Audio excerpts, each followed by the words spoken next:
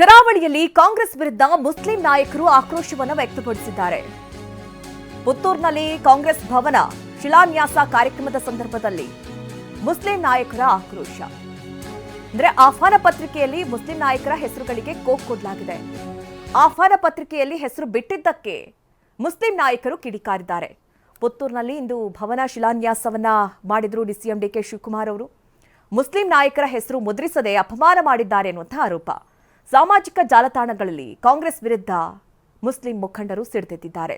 ಅಸಮಾಧಾನದ ಬೆನ್ನಲ್ಲೇ ತೇಪೆ ಹಚ್ಚೋದಕ್ಕೆ ಜಿಲ್ಲಾ ಕಾಂಗ್ರೆಸ್ ಪ್ರಯತ್ನ ಮಾಡ್ತಾ ಇದೆ. ಆಹ್ವಾನ ಪತ್ರಿಕೆಯಲ್ಲಿ ಇನಾಯತ್ ಹೆಸರು ಹಾಕಿ ಮರು ಮುದ್ರಣವನ್ನ ಮಾಡಿದೆ.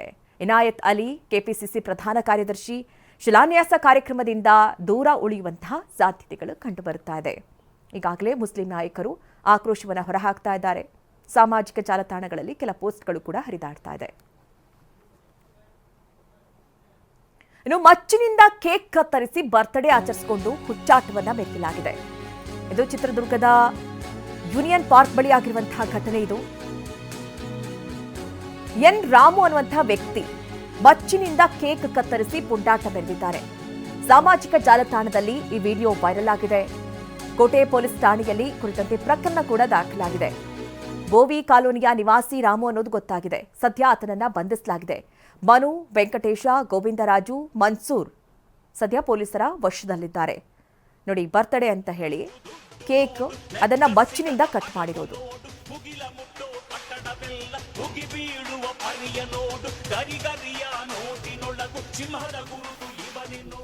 ನೋಡ್ತಾ ಇದ್ದೀರಾ ದೃಶ್ಯಗಳನ್ನ ಕೂಡ. ಈತ ಎಂ ರಾಮು ಅಂತ, ಆತನ ಬರ್ತ್ಡೇ ಅಂತ ಹೇಳಿ ಫ್ರೆಂಡ್ಸ್ ಜೊತೆ ಆತ ಬರ್ತ್ಡೇ ಸೆಲೆಬ್ರೇಷನ್ ಮಾಡ್ಕೊಳ್ತಾ ಇದ್ದ. ಕೇಕ್ ತಂದಿದ್ರು, ಆದರೆ ಮಚ್ಚಿನಿಂದ ಈತ ಕೇಕ್ ಕಟ್ ಮಾಡಿದ್ದ. ಇದು ಸಾಮಾಜಿಕ ಜಾಲತಾಣದಲ್ಲೂ ಕೂಡ ವೈರಲ್ ಆಗಿತ್ತು. ಇದು ತಿಳಿತಾ ಇದ್ದಂತೆ ದೂರು ಕೂಡ ದಾಖಲಾಗಿತ್ತು.